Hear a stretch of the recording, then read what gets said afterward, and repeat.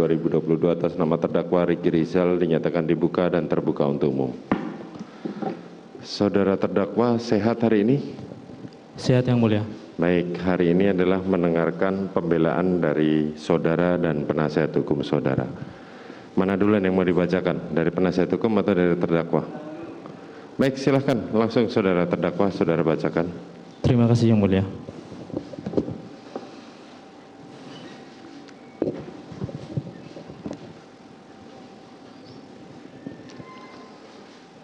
Assalamualaikum warahmatullahi wabarakatuh.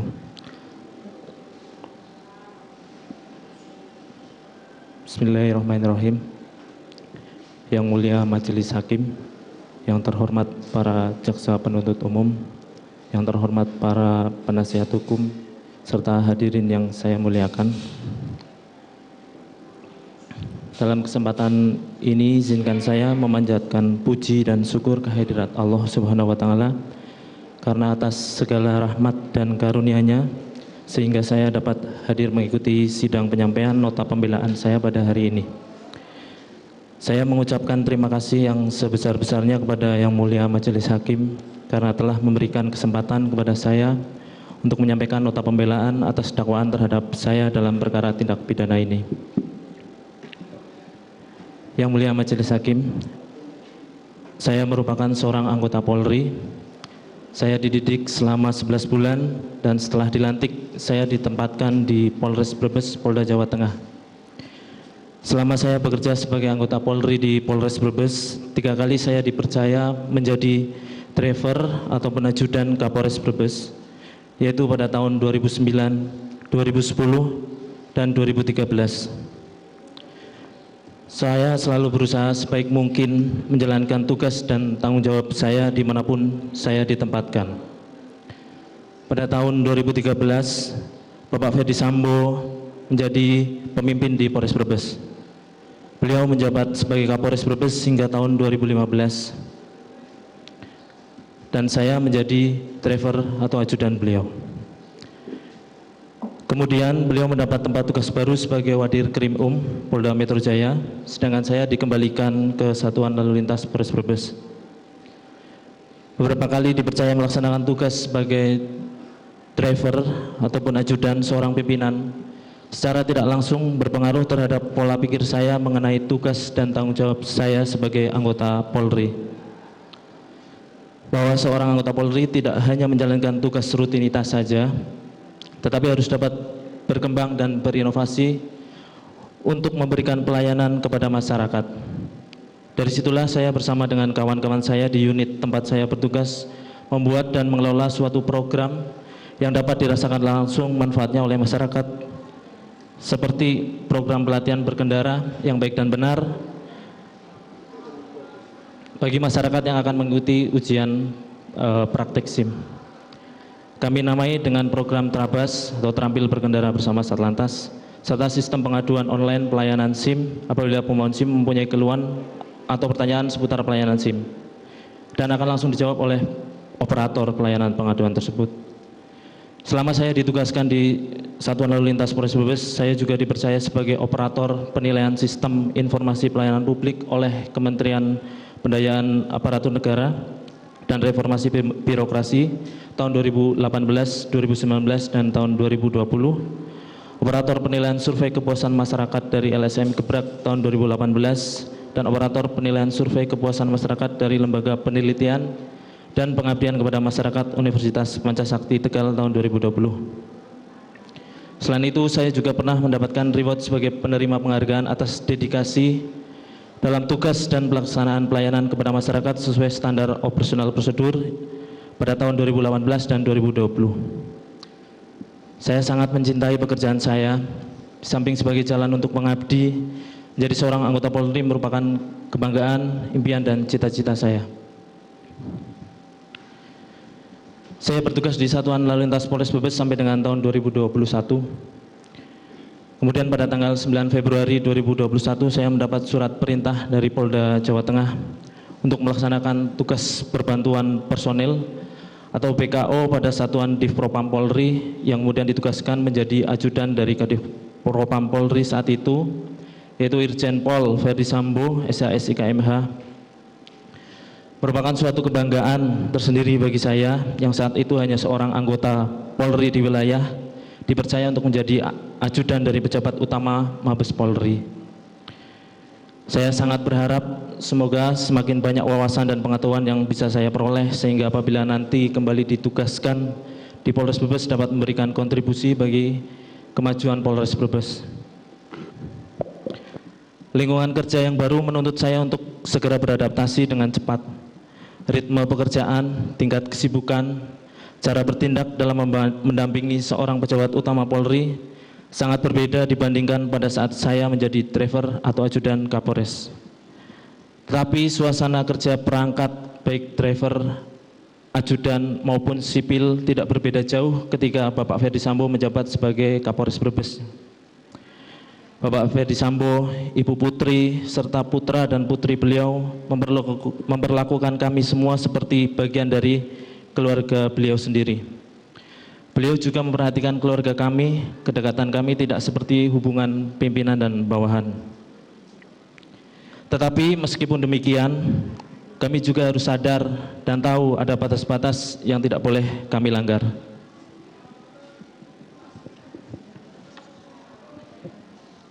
Yang mulia Majelis Hakim, yang terhormat para penuntut umum, yang terhormat para penasihat hukum. Pada malam dini hari tanggal 7 Juli 2022, sekitar pukul 00, Bapak Ferdi Sambo dan Ibu Putri merayakan hari ulang tahun pernikahan di rumah Magelang. Seperti biasanya pada perayaan-perayaan sebelumnya, suasana sangat hangat, terpancar kebahagiaan pada kami semua yang ada di rumah. Pada pagi hari Bapak Ferdi Sambo harus kembali ke Jakarta karena tugas, sedangkan Ibu Putri tetap berada di rumah Magelang untuk memantau putrinya yang baru masuk di sekolah SMA Taruna Nusantara. Tidak pernah terbayangkan sedikit pun ada kejadian pada malam hari tanggal 7 Juli 2022 di rumah Magelang yang selanjutnya membuat saya dituduh melakukan bentuk perbuatan melawan hukum.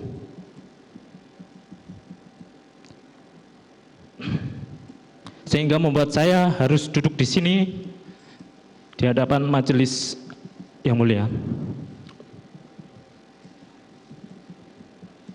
untuk membacakan nota pembelaan atau pledoi pada hari ini.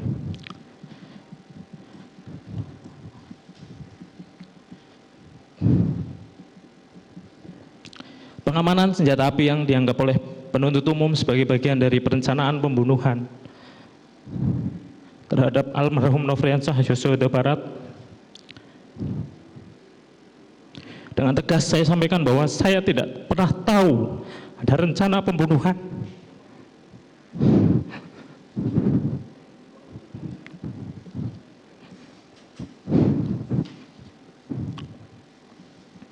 Apalagi dianggap sebagai bagian dalam rencana tersebut.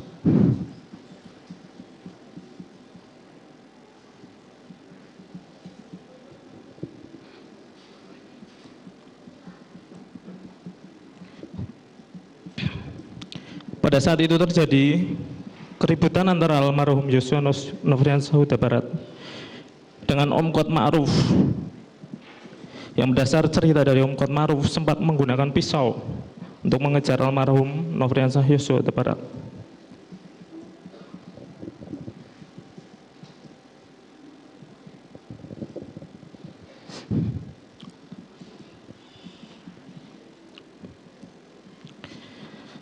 Saya sebagai seorang anggota Polri, sebagai senior, sebagai yang dituakan, melakukan tindakan mengamankan senjata api sebagai bentuk antisipasi dan mitigasi resiko terjadinya keributan kembali di antara mereka.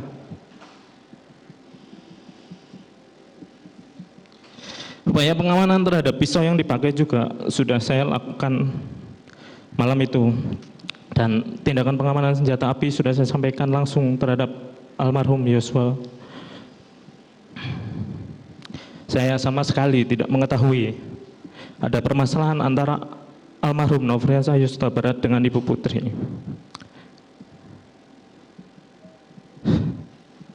Saya tidak pernah tahu bahwa ada ancaman yang dilakukan oleh almarhum Nofriansah Yosua Huta Barat kepada Ibu Putri. Selain itu, Yang Mulia Majelis Hakim, saya tidak pernah ada permasalahan baik secara pribadi maupun kedinasan dengan almarhum Yosua.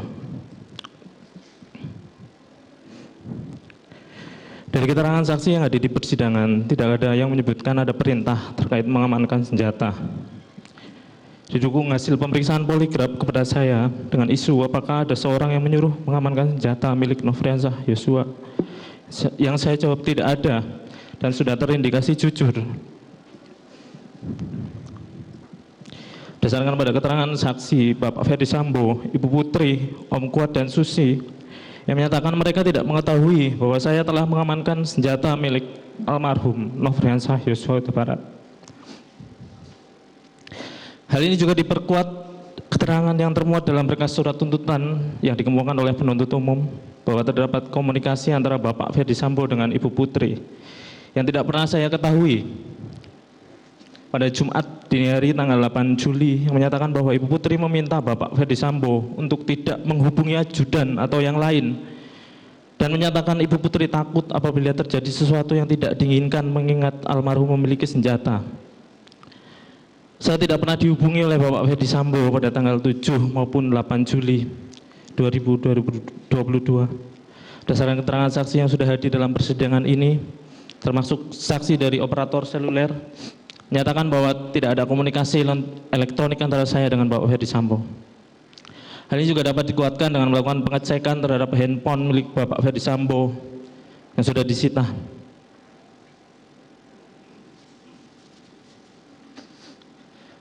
Mohon izin yang melanjutkan Yang Mulia Majelis Hakim.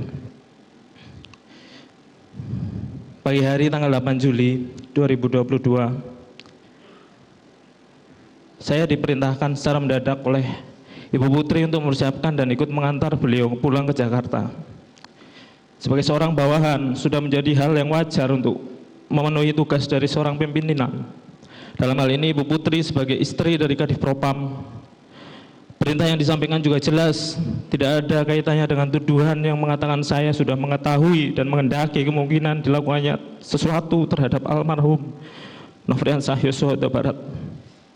Setelah tidak ada hubungannya dengan perintah backup yang penuntut umum ambil dari keterangan setelah tiba di Jakarta. Perintah mendadak tentu mengakibatkan semua dilakukan secara terburu-buru, termasuk menurunkan barang-barang dan sekaligus senjata api yang telah saya amankan karena khawatir ada keributan lanjutan antara almarhum dengan Om Kuat Ma'ruf pada malam sebelumnya. Senjata tersebut saya letakkan di dashboard mobil LM bersamaan dengan meletakkan senjata steyr yang memang biasa diletakkan di mobil ibu. Selain itu memang almarhum Yosua, semua tuan saya juga akan duduk di situ, Yang Mulia. Yang kemudian diasumsikan sebagai tindakan mengamankan senjata kembali dan respon dalam bentuk kehendak serta rencana yang saya sebagai judan yang terlatih untuk meluluskan dan mendukung kehendak Bapak Ferdi Sambo yang berencana meminta bantuan backup di Jakarta. Sekali lagi, penuntut umum memakai keterangan yang baru dikemukakan oleh Bapak Ferdi Sambo di Jakarta. Jika saya berniat untuk mengamankan kembali senjata almarhum Yosua Nofriansah Huta Barat, akan lebih masuk akal bagi saya untuk meletakkan senjata tersebut dalam tas tumi milik saya, sehingga senjata tersebut selalu dalam penguasaan saya. Tidak pernah saya menyampaikan kepada siapapun bahwa jangan sampai almarhum Nofriansah Yosua Huta Barat mengambil senjatanya kembali.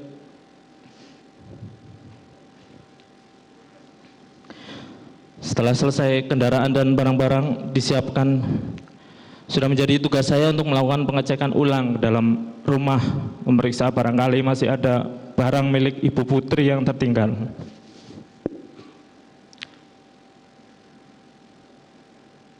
Ketika saya melakukan tugas tersebut, saya tidak tahu dan tidak pernah menyampaikan kepada siapapun tentang pembagian tempat duduk di kendaraan yang akan dipakai menuju ke Jakarta.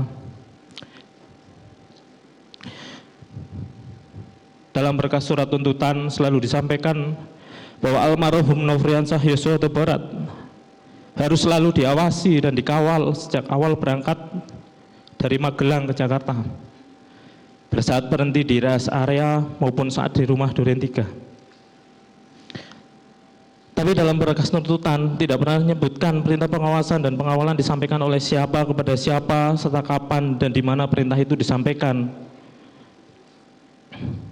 Dimulai dari pembagian tempat duduk saat berangkat ke Jakarta yang tidak didukung satupun keterangan saksi atau bukti. Pada saat mampir di rest area tol untuk ke kamar kecil, dari keterangan saksi di pengadilan, sudah jelas bahwa saya yang meminta kepada Patwal melalui HT karena saya sudah ingin buang air kecil. Jika memang harus diawasi, maka semestinya saya tidak boleh melepaskan pengawasan saya ketika di Saguling saya dipanggil oleh Bapak Ferdi Sambo. Dari semua keterangan saksi tidak ada yang saya perintah atau saya minta tolong untuk mengawasi keberadaan almarhum Yosua di Saguling. Dan terakhir di rumah Duren 3, ketika kami tiba dan semua turun dari mobil serta terlihat di CCTV yang sudah diputar di pengadilan, saya tidak pernah sedikit pun selalu memperhatikan gerak-gerik dan keberadaan almarhum Nofriansah Yosua Huta Barat. Saya tidak segera masuk karena harus memutar balik mobil yang akan digunakan Ibu Putri kembali ke Saguling setelah hasil PCR keluar. Saya tidak mempunyai penglihatan super yang mampu menembus pagar rumah untuk memastikan keberadaan almarhum Nofriansah Yosua Huta Barat, sementara saya berada di dalam mobil. Dan sudah kita ketahui bersama yang mulia, bahwa di bagian depan rumah Duren 3 juga terdapat garasi dan pintu pagar yang dapat terbuka. Sedangkan dari rekaman CCTV terlihat pada saat almarhum Nofriansah Yosua Huta Barat berada di sekitar tempat itu, saya sama sekali tidak pernah mendekat ke arah almarhum Nofriansah Yosua Huta Barat. Yang mulia Majelis Hakim, yang terhormat para jaksa penuntut umum, yang terhormat para penasihat hukum,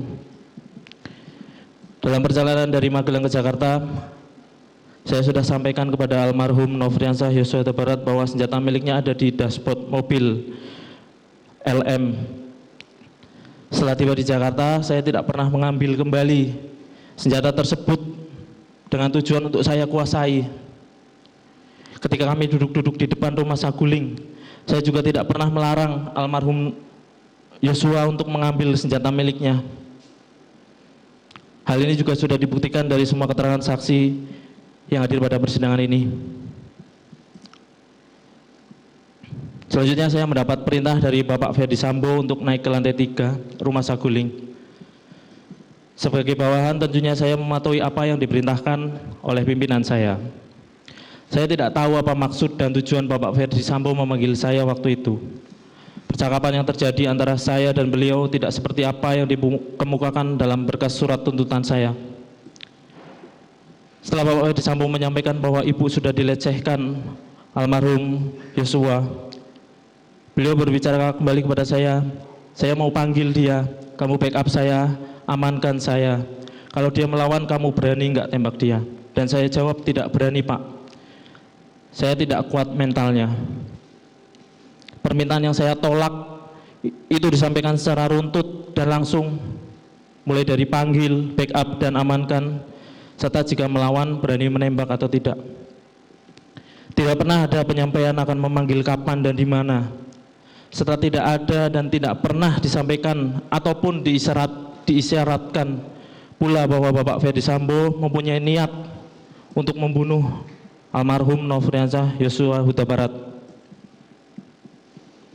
Ketika mendengar bahwa ibu sudah dilecehkan, hal itu sontak membuat saya terkejut dan bertanya-tanya perbuatan sejauh apa yang sudah dilakukan oleh almarhum Yosua kepada Ibu Putri. Saya turun ke lantai 1 sambil terus memikirkan hal tersebut. Apa yang Bapak Ferdi Sambo maksud dengan pelecehan itu? Peristiwanya di mana yang beliau maksud? Perasaan saya berkecamuk antara bingung, cemas, serta takut. Apalagi pada saat menyampaikan hal itu Bapak Ferdi Sambo dalam keadaan menangis dan penuh dengan emosi. Dalam kekalutan tersebut saya menyampaikan kepada Richard bahwa dia dipanggil oleh Bapak Ferdi Sambo di lantai 3 tanpa tahu apa yang hendak disampaikan oleh Bapak Ferdi Sambo. Saya duduk di depan rumah saguling, hati dan pikiran saya tidak tenang memikirkan perbuatan apa yang dilakukan oleh almarhum Yosua. Saya tidak pernah menyangka jika almarhum Yosua sampai berani dan tega terhadap Ibu Putri. Yang mulia majelis hakim yang saya hormati, sudah menjadi suatu prosedur dan kebiasaan bahwa setiap kembali dari luar kota wajib bagi keluarga dan perangkat Bapak Ferdi Sambo yang akan menetap untuk melaksanakan PCR dan isolasi. Ketika diminta oleh Ibu Putri untuk mengantar ke tempat isolasi, sudah sepantasnya saya sebagai bawahan menjalankan perintah tersebut. Apalagi hal itu adalah perintah yang sudah biasa saya lakukan sehari-hari. Semua perangkat sudah tahu urutan kebiasaan dan prosedur yang ada. Ikutnya almarhum Nofriansah Yosua Huta Barat ke tempat isolasi bukan atas ajakan atau perintah dari saya. Dapat kita lihat bersama dalam CCTV, pada saat Ibu Putri meminta saya untuk mengantar isolasi, saya sama sekali tidak ada interaksi dengan almarhum Yosua dan tidak ada keterangan saksi atau bukti yang menyebut saya mengajak almarhum Yosua untuk ikut ke tempat isolasi.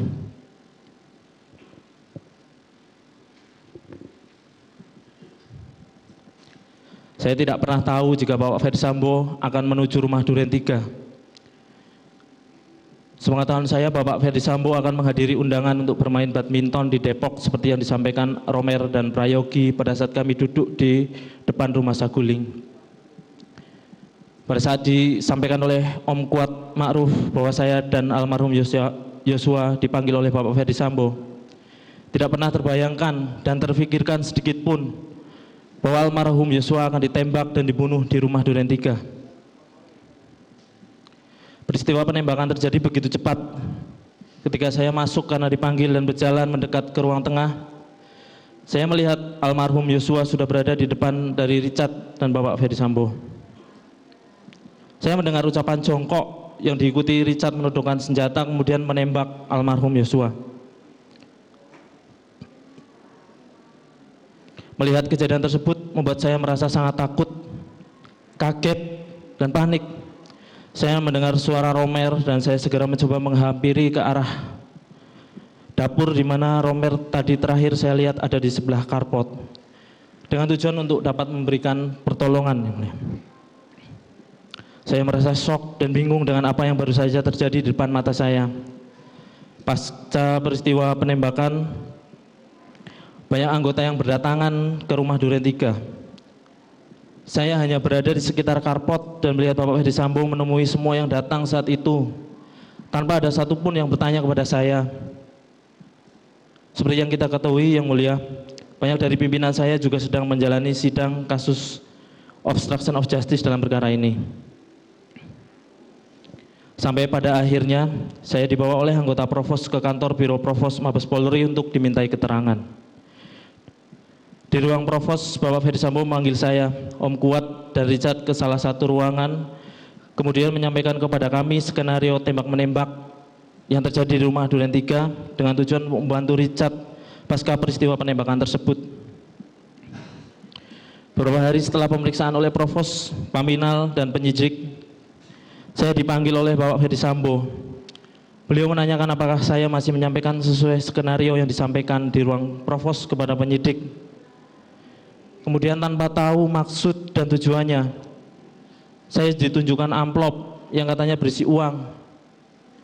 Akan tetapi tidak pernah diberikan dan tidak pernah saya terima, serta tidak pernah saya harapkan hingga saat ini. Beberapa kali saya menjalani proses pemeriksaan, saya masih menceritakan kronologi peristiwa di rumah Duren 3 adalah peristiwa tembak-menembak. Saya merasa sangat gelisah, tertekan, dan tidak tenang karena tidak menyampaikan kejadian yang sebenarnya. Itu semua karena setiap kembali dari pemeriksaan, Bapak Ferdi Sambo selalu menanyakan dan menyampaikan kepada saya untuk bertahan pada skenario tembak-menembak tersebut. Saya masih tinggal di rumah beliau dan saya masih sebagai bawahan beliau yang terpaksa harus menuruti perintah beliau. Hingga pada tanggal 7 Agustus 2022 saya dibawa oleh anggota Provos untuk kemudian dilaksanakan patsus. Dan pada tanggal itu juga saya ditetapkan sebagai tersangka dan langsung dilakukan penahanan. Saya ditunjukkan keterangan dari Richard yang menunjukkan pelaku penembakan terhadap almarhum Joshua dilakukan semua oleh Bapak Ferdi Sambo. Yang kemudian saya diminta untuk membaca Al-Quran. Baru setelah itu saya menuliskan testimoni kejadian sebenarnya peristiwa yang terjadi pada tanggal 8 Juli 2022 di rumah Duren 3. Sesuatu yang sangat sesali yang seharusnya saya sampaikan dari awal dilakukan pemeriksaan oleh penyidik kepada saya. Dalam kesempatan ini, izinkan saya untuk menyampaikan permohonan maaf saya kepada keluarga besar almarhum Nofriansyah Yosua Huta Barat dan masyarakat karena sejak awal tidak menyampaikan kejadian yang sebenarnya pada saat diperiksa oleh penyidik, pada Kepolisian Negara Republik Indonesia, para pemimpin Polri, dan rekan-rekan anggota Polri dimanapun ditugaskan. Kepada ibu, istri, putri-putri saya, dan seluruh keluarga besar saya memohon maaf atas kejadian yang menimpa saya. Pasti ada dampak yang kalian terima, baik secara langsung maupun tidak langsung. Mohon maaf sudah membuat kalian cemas dan sedih, terutama atas segala doa. Terima kasih atas segala doa dan dukungan tanpa batas dari kalian semua, sehingga membuat saya mampu melewati situasi yang sulit ini. Yang mulia Majelis Hakim, yang terhormat para penuntut umum, yang terhormat para penasihat hukum, serta hadirin yang saya muliakan.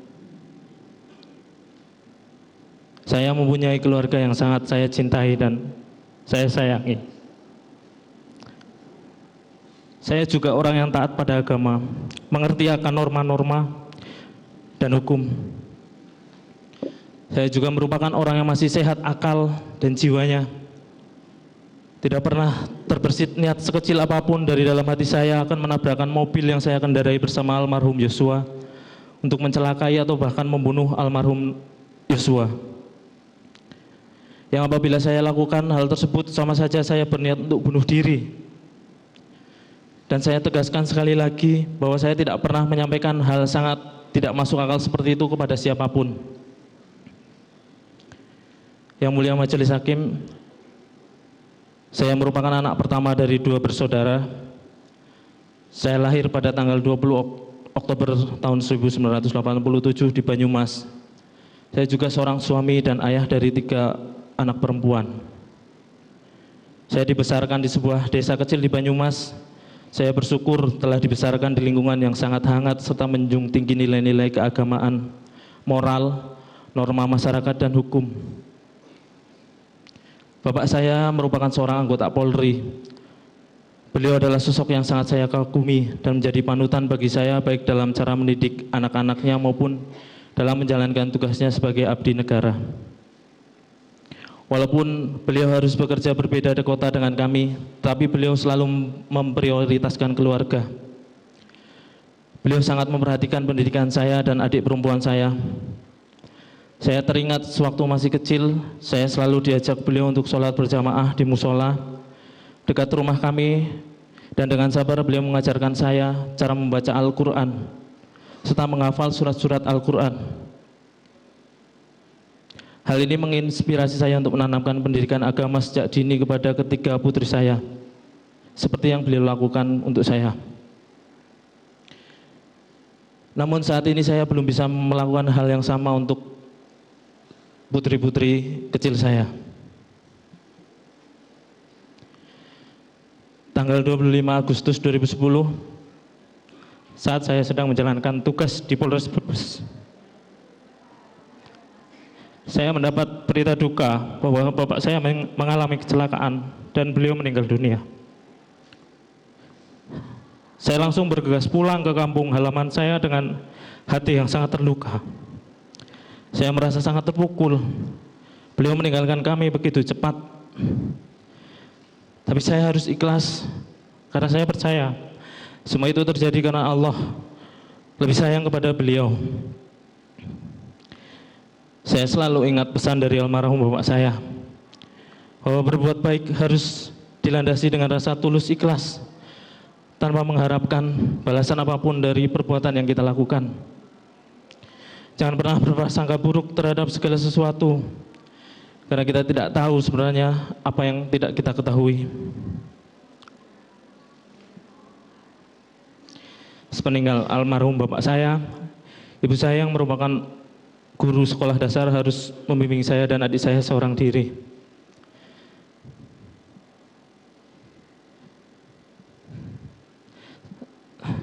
Sama halnya dengan almarhum bapak.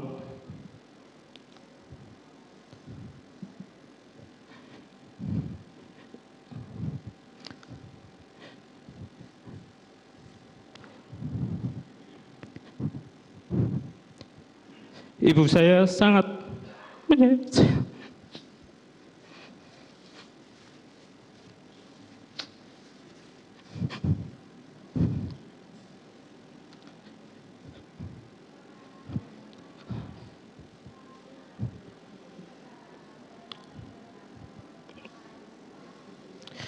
Beliau telah mendidik dan membesarkan saya dan adik saya dengan sangat baik.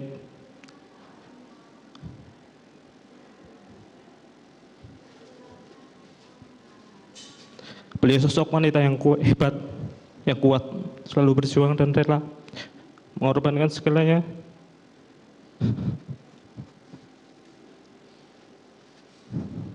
demi anak-anaknya.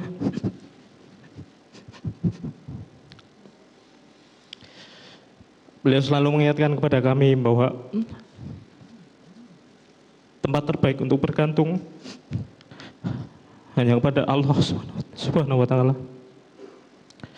Saya percaya doa ibu akan selalu mengiringi langkah saya dan menyelamatkan saya dari segala musibah. Saat ini, di usia beliau yang sudah lanjut, harus menghadapi cobaan dan ujian yang sangat berat. Namun beliau selalu sabar, selalu ikhlas, selalu mengingatkan saya, menguatkan saya, dan percaya oh Allah akan memberikan pertolongan pada kami. Maafkan anakmu ini, Ibu. Sudah membuat Ibu mengalami semua ini. Ibu adalah orang yang paling saya sayangi di dunia ini. Semoga Allah senantiasa memberikan kesehatan, keselamatan, dan perlindungan kepada beliau. Selain sebagai seorang anak, saya juga memiliki peran dan tanggung jawab sebagai seorang kepala keluarga. Saya mempunyai istri yang merupakan seorang ibu rumah tangga. Saya memiliki 3 orang putri. Putri pertama saya berusia 7 tahun. 2 putri saya masih balita.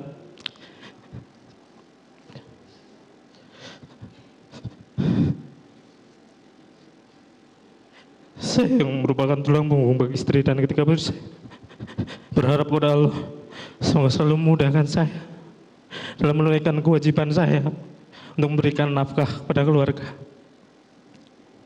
Pasti sangat berat bagi istri saya untuk menjalani ini semua, berjuang membesarkan dan mendampingi ketiga putri saya seorang diri. Terima kasih untuk istriku tercinta, selalu bersabar, kuat, dan tegar. Saya bersyukur memiliki istri soleh yang selalu setia, selalu ada untuk saya dalam keadaan susah maupun senang. Semoga Allah Subhanahu wa Ta'ala senantiasa menguatkan, memudahkan setiap langkah untuk ketiga putri kecil saya yang selalu saya rindukan. Maafkan ayah karena sudah sekian lama ya tidak pernah pulang. Semoga kalian selalu ingat dan rindu akan ayah. Ayah berdoa agar kalian tumbuh sehat dan bahagia. Semoga ayah bisa selalu ada untuk kalian, melindungi, mendampingi, serta membimbing kalian dalam bertumbuh. Semoga ayah segera kembali bersama-sama kalian.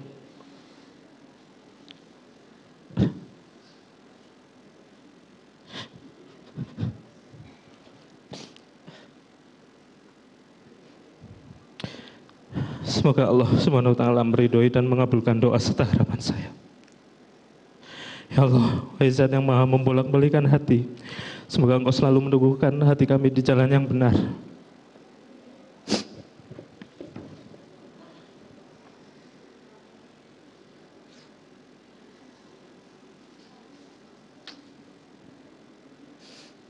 Yang mulia Majelis Hakim, yang terhormat para penuntut umum, yang terhormat para penasihat hukum. Melalui kesempatan yang telah diberikan oleh Yang Mulia Majelis Hakim dalam nota pembelaan pribadi saya ini, saya ingin menyampaikan bahwa saya tidak pernah sedikit pun menginginkan, mengendaki, merencanakan, atau mempunyai niat menghilangkan nyawa almarhum Nofriansah Yosua Huta Barat. Sama sekali saya tidak pernah mengetahui ada rencana pembunuhan terhadap almarhum Nofriansah Yosua Huta Barat. Saya tidak pernah melakukan perbuatan bersama-sama atau turut serta untuk menghilangkan nyawa almarhum Nofriansah Yosua Huta Barat. Jaksa penuntut umum meminta kepada Yang Mulia Majelis Hakim untuk memutus perkara ini. Demikian juga saya memohon kepada Yang Mulia Majelis Hakim untuk memeriksa dan memutus perkara ini secara adil. Saya sangat berharap kepada Yang Mulia Majelis Hakim agar menggunakan kedudukannya sebagai wakil Tuhan di muka bumi ini untuk memberikan putusan yang seadil-adilnya, bukan saja untuk saya, melainkan untuk istri, putri-putri saya, dan serta keluarga saya. Saya mohon kepada Yang Mulia Majelis Hakim dapat mencari kebenaran dalam persidangan ini berdasarkan pada fakta dan bukti-bukti yang ada. Saya berdoa kepada Allah Subhanahu wa taala supaya Majelis Hakim yang mulia berkenan menerima pembelaan saya, pembelaan yang saya ajukan, pembelaan yang akan disampaikan oleh penasihat hukum saya.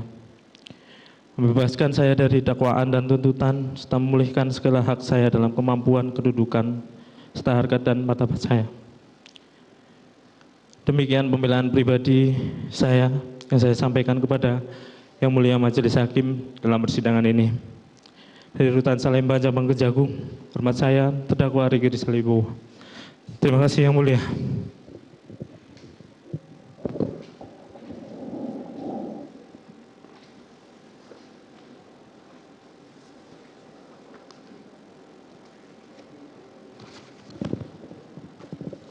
Silakan kalau mau diserahkan kepada majelis.